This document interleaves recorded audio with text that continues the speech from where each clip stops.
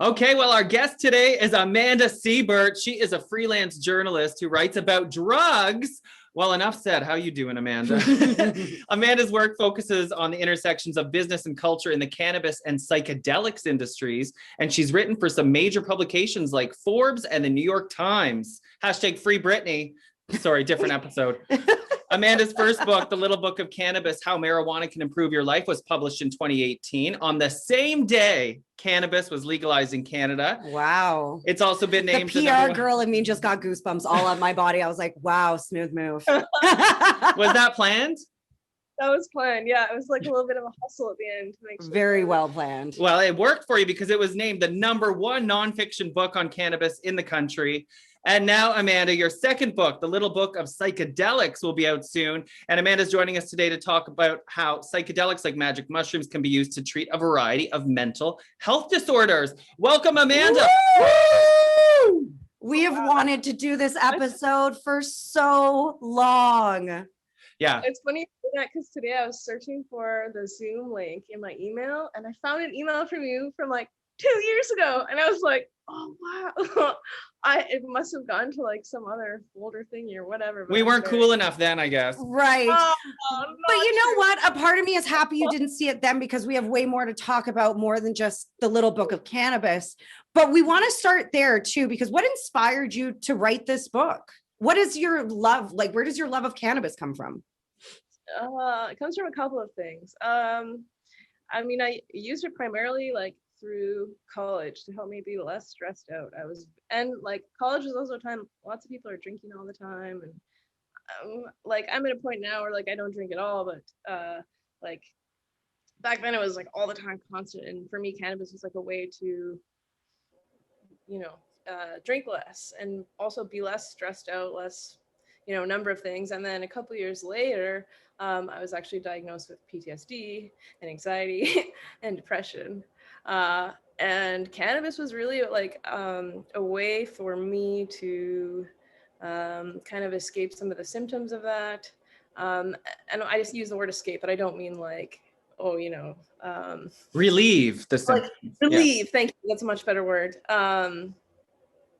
Because really what it does for me and what it did for me, it kind of turned off that inner critic a little bit that I had inside. And I'll get to it later, but mushrooms sort of amplify that thing a little bit. But yeah, cannabis has really been like for my mental health. It doesn't work for everyone in that instance, but for me, it's been super beneficial. Even like for my physical health, like I love to like smoke a joint and work out or go for a run. God. Me too, girl. Me too. Maybe I'm the odd one out because my brother says the same thing. And back when gyms were a thing, I would walk by some of these juice monkeys and you'd get a big whiff of it. And I think, my God, the only thing I want to do after smoking a joint is sitting on the couch and opening a bag of chips. So maybe it's the wrong strain. Well, I think too, but that's the like, and I've always been, I grew up with hippie parents. So weed has always been around. I'm from Vancouver. So, I mean, it's always been there. Amen. Like the medicinal usage, we've been doing that for a long time. But I love that. That's to me, the magic of it. It does affect everyone so differently, and different plants. And I love how we're getting involved now and it's coming into schools. Wow. Because I went to university and I had a bunch of friends. I was an athlete, right, in the US. And I had a bunch of football friends that were having to take these like heavy opiates and stuff like that for pain management, when all we wanted to do was just smoke our weed, but we couldn't because we would have got kicked off the team. You know what I mean? Yeah. And I just love now that it's on the forefront and it's actually being used to help people and not the stigma of pothead. Like Jesse said, you sit on the couch and eat. Yeah, but some of us do. That's what I do. Right. And that's what I like it for, I should say. Right. But it's different for everyone, like you said. Totally. Yeah. So we really want to dive into the microdosing, but your Little Book of Cannabis, the big point of it was to dispel like a lot of these rumors or myths or just the stigma that surrounds it. So what are like 5 of the biggest, myths and stigmas that you want to, end right now?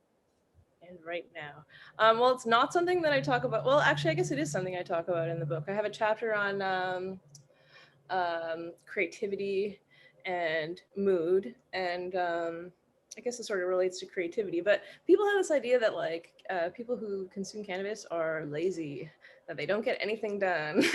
And that may be true for some people, but I have found, and for the majority of people in my life, like most people in my circle consume cannabis, and they're all successful, you know, business owners, entrepreneurs, like you name it, like people that are working challenging jobs, and you know, cannabis is a way for them to relax. But you know, I know other people that are medicinal users, and they can smoke cannabis like all day long, you know, to help them relieve pain. Maybe they suffer from chronic pain, or you know, any number of things, and they are totally functional. You wouldn't know that they had just you know, smoked a fat joint, or you know, taken a couple of THC capsules. And so I think really the myth that like, oh, you know, the lazy stoner, or even the like the munchies, that's kind of a myth too. Like I talk about it in the book, on that chapter on exercise and recovery. There's a study that was conducted that showed that people that consume cannabis, they actually had lower markers for heart disease. They had in men, they had slimmer waistlines even. So like Jesse's like, I'm sold. Yeah. Let's roll one right now. Maybe I need to up my intake. That's the problem. And this was a study done on people who were like long-term consumers of cannabis. And so, you know, I think like there is some merit to the munchies, and, you know, okay, I'm going to sit on the couch and eat this baked chips or whatever. You know, I love to like smoke a joint and go have a nice meal. I mean, that time is kind of yeah, it's not going on right now, but yeah, like that. There's actually another component in cannabis too that can actually not stimulate your appetite, but sort of suppress it. It's called THCV. So I talk about that a little bit as well. In the States, where like you have more selection of products, you can actually buy like strains and things that are like THCV specific, or, you know, you've got CBG or these other cannabinoids that we haven't really like tapped into yet here in Canada. So it's interesting. Yeah. That is interesting, because the THCV, like I notice right after I smoke a joint or whatever, I don't get the munchies right away. Like it takes a while for the munchies to set in, right? They're not instant, and that could be why. And a lot of it too is like, we have this idea of what cannabis does to us, like in our heads, like, oh, I'm gonna smoke weed and get hungry. Like, right. I think that too has a huge impact on like how you, what your experience is like after you consume any drug, really. Yeah. So including mushrooms. You don't want to do mushrooms with a bad headspace. So true. Well, I mean, but that's the like when people think about doing mushrooms, like especially like our age, like I'm 35. So our age, people talk about mushrooms. There's so many people our age that will be like, whoa, no way, man. Did those ones, had a killer trip, like never again. Yeah. But it's evolved since then, the way that people do mushrooms. I remember being young and being like, I did 4.5 grams. Why? Why are you doing 4.5 grams? It's completely unnecessary. And no wonder people had these crazy, weird trips, you know? But now that it's becoming more mainstream, I mean, I deal with like a lot of public sector companies, and I'm noticing that especially medicinal mushrooms, their stock is going up, because that could be the next drug that is legalized for its benefits, you know? It's definitely gone from like 0 to 60 in a very short period of time. Like if you compare the timelines for cannabis to psychedelics, especially in Canada, it's pretty crazy. It's like, we got the weed. What's next? Come on, keep it moving. All drugs, please. All drugs. Oh, I was gonna wear it. I'm too warm, but I have this great hoodie. It says legalize drugs, and I love to wear it like everywhere because it's just conversation piece. But yeah, for sure. I think that psychedelics are, for so many reasons. I mean, microdosing is like in the news all the time, and it's super discussed and talked about, but there's a lot of like merit as well to macrodosing. And you talk about, you know, an experience with 4.5 grams, which like, I just love that. I'm like, when you're a teenager, like, and that was numerous times, like numerous times. And you're a little girl then. You weigh what, like at the time, maybe like 90 pounds soaking wet. And there's a bunch of young teenage girls, you know, for years just doing copious amounts of mushrooms and running through forests. Like that's what honestly, that sounds so much fun. But it's not only fun, right? But you call that macrodosing. That could have also had an effect, and maybe it explains everything, on Jenna's like mental development and mental health, because some people do use those high doses to have sort of that crazy experience that changes the way you think about something. Totally. I mean, I recently interviewed Daniel Carcillo, who's a former NHL hockey player, and he talked to me about how using a combination of macro doses and microdoses helped kind of relieve some of the symptoms he had of a traumatic brain injury. His CTE, maybe. Yeah. And so he's been doing that for 18 months, and now he's, you know, started his own psychedelics company that's going to focus on traumatic brain injury. So it's so cool. Like we talk about mental health as well. I know there's another company that's researching DMT for stroke. There's even a few of them. Like it's all these crazy, like not crazy. I think it's brilliant. It's cool to see all the interest. It's going to be really interesting though to see like what actually pans out. But wasn't this kind of stuff going on back in the day, like many, many years ago, like before there was this prohibition on drugs like marijuana and stuff? All this research was already underway, like LSD that was being done in like government run labs. Like, you know, they were prescribing ecstasy to women suffering from postpartum disorder. Like, what happened? Why all of a sudden did they just end it all, consider it all bad, ban it? And then like, you know, now we're coming back to bringing it back and putting it back into the labs and studying it more carefully. Yeah, people are calling this like a renaissance. I think it had to do with Timothy Leary, who is this researcher at Harvard, who, you know, there's like an ethical problem with his studies that sort of turned a lot of people off. There were some bad things that did happen. I'm sure you've seen like there's a bunch of documentaries on Netflix about you know, people jumping off buildings and all these things. And so it was a lot of like hysteria and media craze and stuff that just like drove all this underground. And a lot of it too, I mean, later on when drug laws were sort of adapted, psychedelics were just sort of like lumped in with everything. Right. And yeah, that's kind of like the very, very Coles Notes. Yeah. And money, right? What about the businesses? Big business. Right. So these pharmaceutical companies. So we got to do mushrooms 101, because even though I've done them way more times than I can count. Sorry, Mom. Yes, you're hearing it, but I don't even think she would care. Way more times than I can count. I still don't know if I've ever learned how to do them properly. You know, I've done mushrooms that were, you know, hydroponic mushrooms. I've done mushrooms where I went to school in Alabama and we were at a party and my friends ran out to a field, picked them and came back, you know, but they were like mountain people. So I knew they knew what they were doing. I suggest, disclaimer, do not do that at home. Really know what you're doing. Right, exactly. But like, you know, you talk about macrodosing and microdosing, like what is the difference between that and in actual amounts? Like my mom was asking me about microdosing and she's like, well, how much? And I was like, I don't even know how much microdosing would be. Or should we start before that even? And what do they even do to your brain? How do they work? Totally. Well, I'm not a neurologist, so I'm not going to get into well, neither are we, Amanda. Neither are we.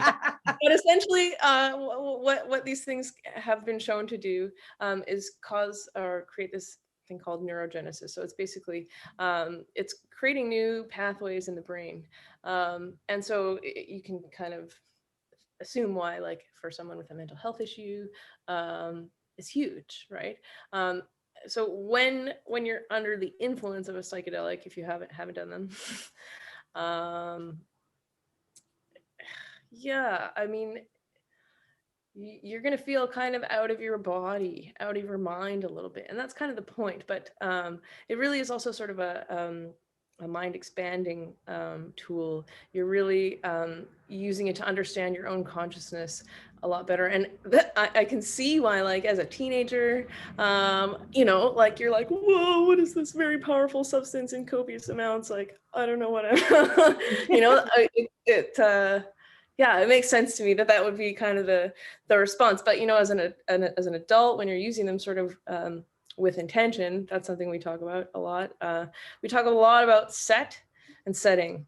So set is like how you feel, what your intention, like what do you want to do when you're under the influence of this substance? Do you want to just chill out and have a good time? Do you want to be totally alone? Do you want, is this going to be sort of a more clinical experience where you're wearing an eye shade and you've got headphones on?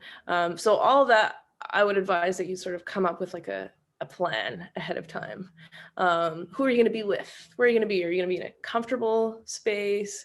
Like my apartment, I have set up for like just the most chill Zen vibe, because obviously COVID has, I mean, even before that, it's important. It's what I'm trying to say is it's important to be in a space that you really enjoy being in. You don't want anything in there that's going to like give you a weird vibe or throw you off. Yeah, and then setting that, I mean, I just said, a little bit about that, but what do you like? Like, do you want to be inside? Do you want to go for a walk? Do you want to be in a place where you can be in the forest or in the woods? These are all things that you sort of want to take into account ahead of time. Mushrooms are like one of those drugs that I find it's very hard to, people's like, oh, if you've done X drug, like, what does it feel like? And you're like, it's really hard to explain, but I've always found mushrooms very easy to explain to people. And one of the things I used to tell like first time users all the time is I was like, one, are you nervous at all? If you're nervous, don't do it.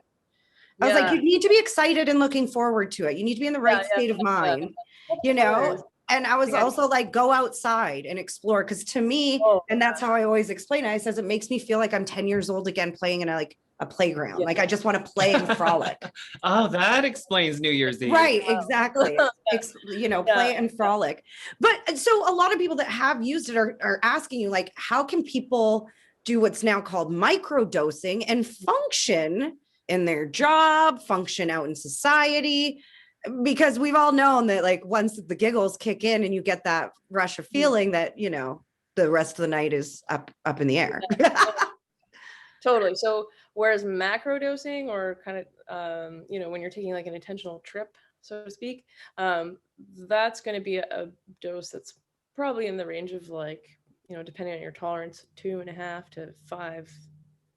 I'm so glad you said that. Sorry to interrupt you. In there, but like, honestly, everyone has their own, like some people will take 0.5 gram or 1 gram and be like, just, so that's really relative. Listen, I got to tell you something, because I've done mushrooms a handful of times and every time they give me like 1 gram and it's like, doesn't really do anything. I'm sorry, but I'm somebody that I find marijuana edibles don't really affect me either unless I have a ton of them. So I think for me, I would be better off taking 4.5 grams and then maybe I'd get my conversation with Jesus that I'm after, but on 1 gram doesn't do anything.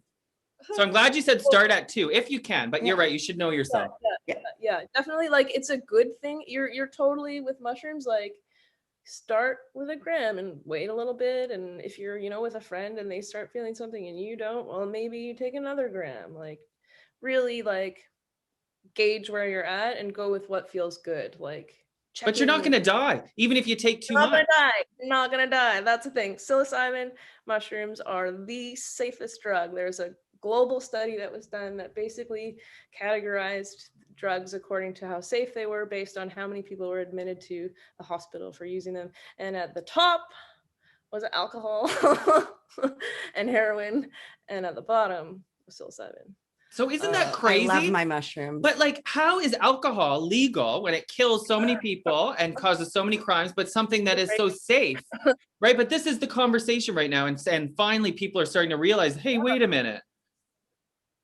Yeah, totally. Alcohol is definitely, it's crazy. I'm like, I can go down the street and buy like a literal shopping cart full of booze and, take it and drink yourself to death.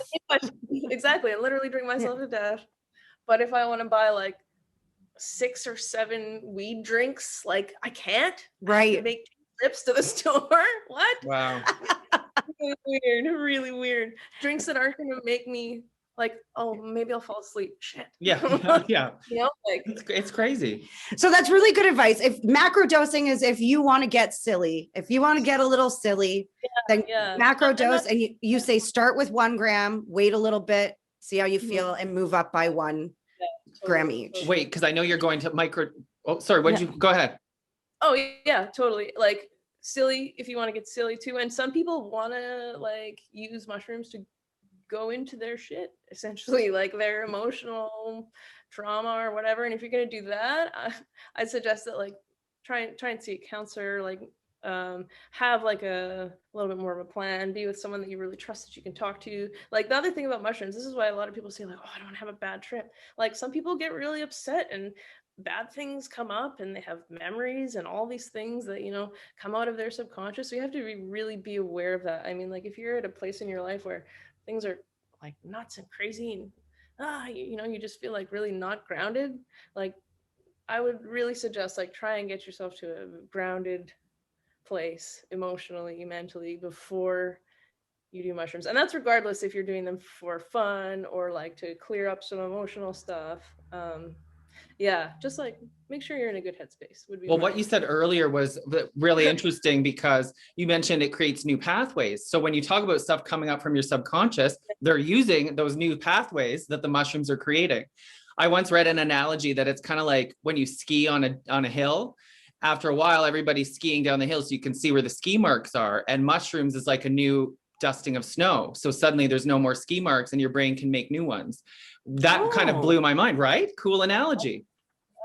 And when I did mushrooms and we started getting into all these outer space documentaries, I like figured out the whole universe and I really believed it. And I wasn't scared of dying anymore. And it was like, it's funny now, but at the time I was like so satisfied and I was like, oh, I'm just a speck of dust. You know? I don't matter at all. Yeah. And I'm good with that. And I was, and I think that, and since then I've kind of had that attitude that like nothing really matters. Like nothing's worth getting worked up about. But like that also explains too about why it could help with potential brain injury, like CTE in athletes. Or I also saw a special many moons ago about this man who had debilitating cluster migraines. Like he couldn't leave his room. He was hooked up to oxygen all the time. It was just brutal. And mushrooms helped him.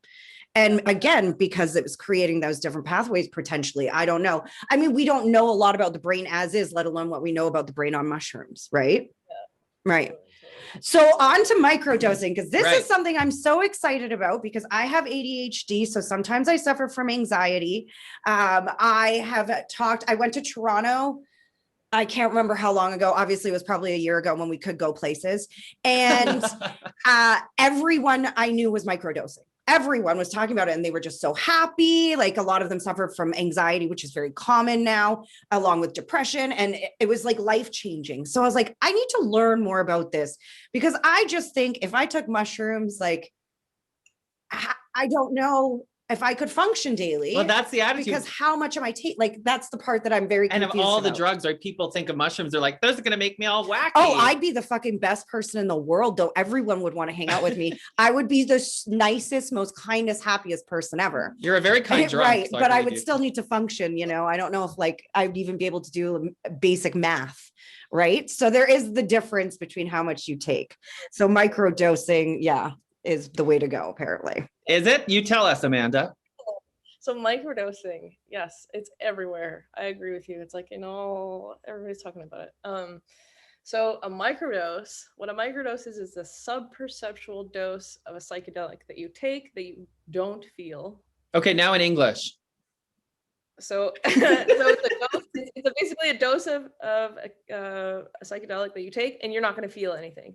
So for mushrooms, that's anywhere in the range of like 100 milligrams to maybe 250 milligrams. This is depending on who you acquire them from, and I'll get to that in a minute. What that takes. So with LSD, it's like a really small amount as well. In LSD, we talk about micrograms. I don't know if I'm going to get to LSD, but let's just talk about psilocybin since that's what we've. Let's say between 100 to 250 milligrams of mushrooms. And I've made microdose chocolates before. So what that entails now, to make microdoses, you get your mushrooms from your good friend down the street, a very, very trusted source. And usually people who share their mushrooms, exchange their mushrooms are their mushrooms are not, people who harvest them are generally decent people. I found anyway. So if you're making your own microdoses, you can buy like empty capsules on Amazon. A lot of people like to make their own. So basically you just take like a coffee grinder, you take your dry mushrooms, you grind them up until they're very fine, powdery dust. And I warn you, when you open that coffee grinder, you want to like let it settle after you push the button, because otherwise you're going to open it, it's going to go everywhere. So if you're making them at home, careful with that. And then basically, if you have a scale, well, you will need a scale. You're going to measure that out and then put them into your little capsules. And so this is really like dose dependent. Like I'd say if you're starting with microdosing and you're not really sure of where you're at, like I think 100 milligrams is about where people start. But like capsules, like you can make them yourself, or you can there's a lot of people on Instagram these days that are offering capsules and things like that. So I'm not going to I don't really know that market very well. But if that's something you're into, I would, talk to your friends. Like you mentioned that you've got people in Toronto that you went there and everybody was doing them. Like I would inquire with them and see where are you getting them? Like, are you getting them from someone that's already measuring them out? Well, I hear there's websites too in Canada, but maybe that's what you're talking about. You have to be careful which ones you trust. Yeah, totally. So that's why a lot of people like to make their own. The other thing is if you're buying pre-made microdoses, some people like to put other mushrooms like lion's mane, which is not a psychedelic mushroom, but one that's good for your brain. You can,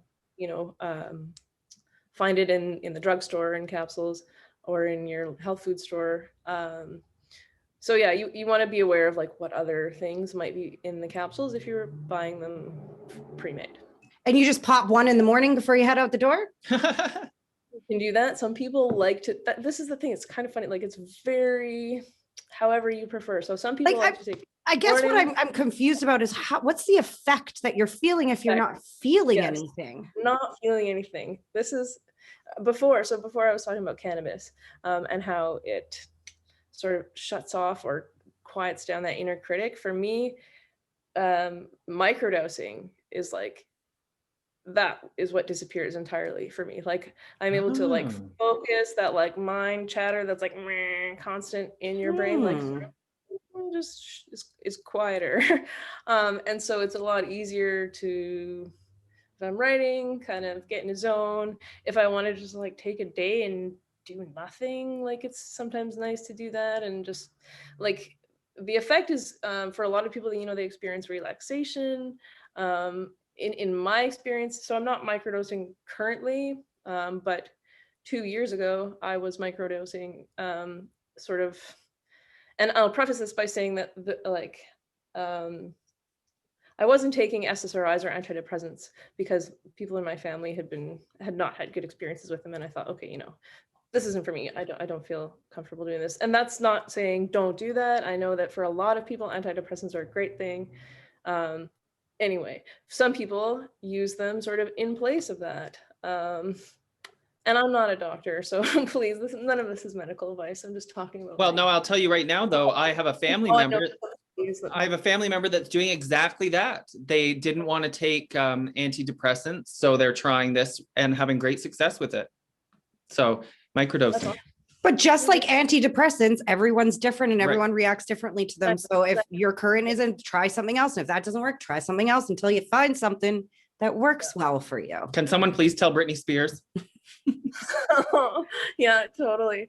The one thing I'll say about microdosing, and I wrote an article about it on Forbes that talks about what's the deal? It's trendy, but does it actually do anything? And in there's a couple of studies that I refer to that talk about how people sort of experience them. And one of the statistics from one of the studies, it basically said that the most common response to what was it?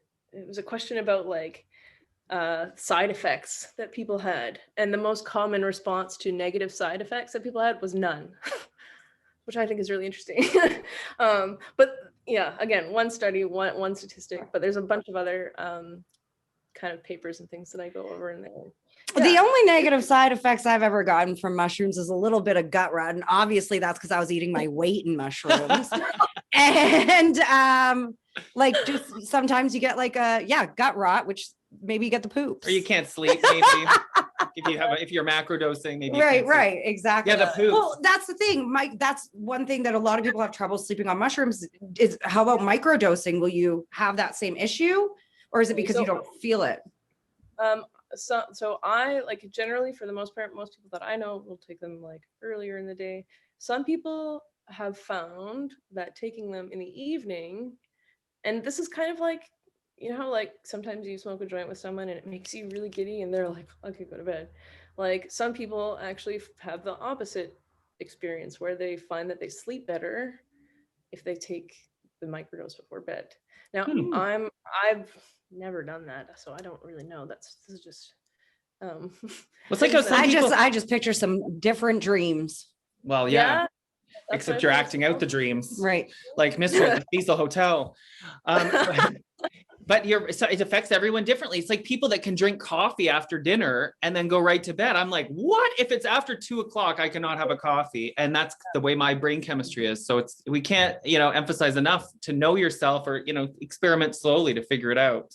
Yeah. And do some reading, like do some research. Like this podcast is a good start, but like definitely. Like I would say, like, Google is leads to a little bit of a rabbit hole, but like give yourself like a framework and, make sure that you're reading like reputable sources and like your new book. My new book, which is in the process of being written. Yeah. Oh, do we don't have a release date yet for the new one? I think it'll be like winter 2021, maybe like early 2022. My deadline is like September. My goal is to get it done earlier. But always is so much, just so much stuff going on right now. As you know, like psychedelics it's just crazy. I don't know. Everybody seems to be talking about it. So I'm like, I'm seeing it in the stock prices. Like, honestly, there's a bunch of companies that are they're shooting up there. We should get some. Right. Well, I would definitely try it and see how it worked. And if I noticed a difference, and then we should get some stock. Mushrooms too. Check our show budget. Can we afford any mushroom stocks? Hell, get some real mushrooms. Right, exactly. Are there any like misconceptions or like myths about mushrooms that aren't true that people, I'm trying to think of what people say, like mushrooms aren't those blah blah blah, but I've never really heard like a. Well, I've heard. Sorry, you go ahead, Amanda. It's your show. No, actually, it's my show, but show, yeah, it's our show. That's his show. What were you gonna say? I don't even remember now. The misconceptions when I interrupt you. I hate recording on Zoom. I'm sorry, these delays. But people assume because you get a bad trip, you could overdose and die. That's what I always thought. That's definitely a huge misconception. I mean, that's not me encouraging someone to like eat your body weight in mushrooms. but she's pretty short. Yeah. Oh, that's funny. So that's a huge misconception, that like you're gonna have they're gonna change your life forever and you're never gonna be the same after you have a bad trip. It's people have had trips where they think like, and even I've had a trip where I'm like, oh my god, well, like my brain's never gonna be the same after. It was fine after. And really like in my experience, like even a bad trip ends up being like a level up in my life because like I learned something from it that like I didn't know before. Yeah, you learn stuff. Yeah, exactly. They call them magical mushrooms for a reason because a lot of magical things happen when you're on mushrooms. Like I can almost pinpoint like all of my best stories involve mushrooms, Yeah, and something always interesting happened or weird or bizarre happened while you're running around, out on mushrooms in the forest, like on play structures on New Year's Eve. Right, exactly. I heard they make for good times. The brain is such a fascinating thing, and I wish that some of these old bigoted white men we hear about all the time would take some hard macrodoses and think about things differently because they could use some new pathways. Donald Trump, Yeah. Right. I mean, there is some mixed science around how psychedelics work around people like Donald Trump, but we won't get into that. Oh, no, maybe we should. I've actually read that recently, something about magic mushrooms, or was it magic mushroom ecstasy? No, maybe it was ecstasy and the effects of it on Alzheimer's patients and the Oh. positive effects on Alzheimer's patients. There's so much interesting research that can go into drugs and how it can positively affect the brain. And these are natural drugs. Like, I'm sorry, but you can OD on Advil, you can OD on Tylenol, but you cannot OD on magical mushrooms. Why are we not using these, like the people that own this land before we took it over, to help treat people in a non-addictive and safe way? I just, it's so frustrating, but we're seeing progress. We are, yeah. Slowly but surely. Huge steps being made in Canada. So right now, there's a group called Therasil, and they're basically helping people who want to try mushrooms. For the first handful of people that received approval, they wanted to use mushrooms for end-of-life anxiety. But now, so basically this is through what's called a Section 56 exemption, where there's actually a couple of groups now throughout Canada that are doing this, that are writing on behalf of a patient to the health minister, and she approves them or not, but all of them actually so far she has approved to consume the substance, in a clinical setting with a therapist there, which I think is brilliant. I spoke with a gentleman named Thomas Hartle from Saskatoon, who is in his 50s. He has cancer, and he's used mushrooms twice in a macrodose, and I'm gonna try so hard not to cry. He Cry, it helps our ratings. He talked to me about how before he had done mushrooms, he really wasn't sure of like what happens before you die, and where am I gonna go. He was I can't remember, I think a computer science or something. And he was very, very like analytical. And he said that when he came out of his first experience, he felt that he like looked at life in a different way. And he felt like while he was in his experience that, he himself was separate from all the things that you associate with life. So he wasn't his body, he wasn't his job, he wasn't his relationships, he was like spirit or whatever, and so for him, that gave him the feeling that yes, like life does not end, or, I don't end when my life ends, which I was like, it was really, really cool. And so that's one story, right? And so there's, I think like 26 or 27 people at this point that have been approved by the health minister. Now there's going to be another, they're sort of looking into opening it up in a different way through the special access program, where your doctor will basically be able to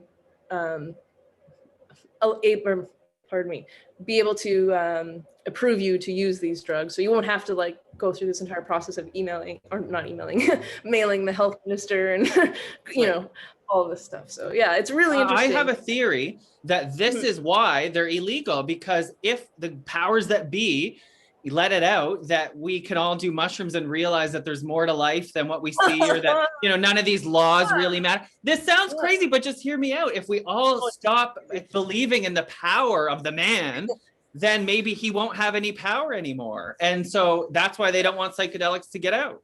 It's not crazy. There's a guy named Terrence McKenna, a very prolific psychedelics researcher, who's no longer on this plane, but he has a quote that's something like that basically says psychedelics aren't illegal because the government is afraid you're going to jump out of a building. They're illegal because they, when you use them, they're going to dissolve all the thought, the structures that you have in your mind about how everything around you operates. The structures. And I love that story about the man in the hospital, because on a very small level, when I watch those universe documentaries, that's sort of what I was trying to articulate, that it just makes you feel like there's more to the universe than what we see. Right. I just want to keep normalizing this. Like, I want to keep normalizing the use of these in a medicinal way. Like, I'm not talking about like, some teenager that's getting baked 24/7 in their basement and then like medicinally using to help people function and achieve their best quality of life. Like, and I talks like this and discussions like this is what's going to help this happen. Change that. There's something to say too for the natural drugs like marijuana and mushrooms. When it's grown from the earth, I think we can trust that more than something like cocaine, Well, when things are grown from the earth, they give back to the earth at the same time. Yeah. I mean, technically cocaine. I guess everything. As I said that, I'm like, everything is from the earth. But, you know, yeah, but I know what you're saying. Like, there's definitely, we have a way of sort of like, it's weird that we like demonize these plants. It's like, what? Like, this stuff over here is total, like alcohol, which is ethanol, which is a literal poison. but don't judge us, Amanda. I can only have, sorry, wine's great. No judgment. It comes from grapes. Grapes come from the ground. Exactly, plants do. So really quickly though, I just want to know very quick why you said someone like Donald Trump shouldn't take mushrooms. So it's funny, like sometimes I've had this thought before, like, man, like everybody just needs to like trip on mushrooms a couple of times and everything would be hunky-dory. The more that I've consumed mushrooms and other psychedelics, and the more that I've sort of been in this kind of community and industry, there is a sentiment that that's not entirely true, because I think that, you know, it really depends on who you are as like when you use a psychedelic substance. I have to word this very carefully. For the most part, what happens is it sort of brings out parts. In my experience, it's made me become more of myself. And so if you have someone who's, you know, they have an inherent idea in their mind of like, oh, psychedelics are going to make me do this thing, or they're going to make me do this thing. We were talking a little bit before about how your mindset around something influences your experience. And I think that's something that we kind of have to think about in that way a little bit. Like, you never know what someone's motives are. If someone's intention is good, you know, they want to use mushrooms, LSD, MDMA, what have you, to work on themselves, to improve their relationships and, you know, their world and all these other things, that's great. But like, it's funny when I hear people say like, oh yeah, microdosing makes me so much better at my job. I scratch my head a little bit. I'm like, you use mushrooms to be a better capitalist? Like, in my mind, it's like a little bit counterintuitive. No, it makes you a better person, which in turn makes you better at your job. Exactly, right, for sure. Interesting. Yeah, that's hey, I'm one person. No, that makes a lot of sense. But you know, the flip side of that is somebody like Donald Trump, if he did a macrodose and became like some wimpy little shrimp, we'd realize that it's all an act. You know, so it brings out your true self. My dad only gave me $1 million loan. That's all I had. Oh, all right, Amanda. Well, thank you so much. Little Book of Cannabis. You can get it on Amazon, FYI. The new one's and then the new one's coming out. So we will let everyone know once that new one comes out too. Thank you so much. This was so fun. Oh, this has been such a pleasure. Really makes me want to go do mushrooms though. Talking to you about doing mushrooms and like playing on a playground, I'm like, yeah. right. Well, with your purple hair, you'd fit right in with the 10-year-olds. They wouldn't know the difference. I'm joking. I love it. Well, cheers, I guess, cheers to us. There we go. Yeah, she's got a coffee or something. Thank you so much, Amanda. Maybe it's mushroom tea. There we go. Cheers.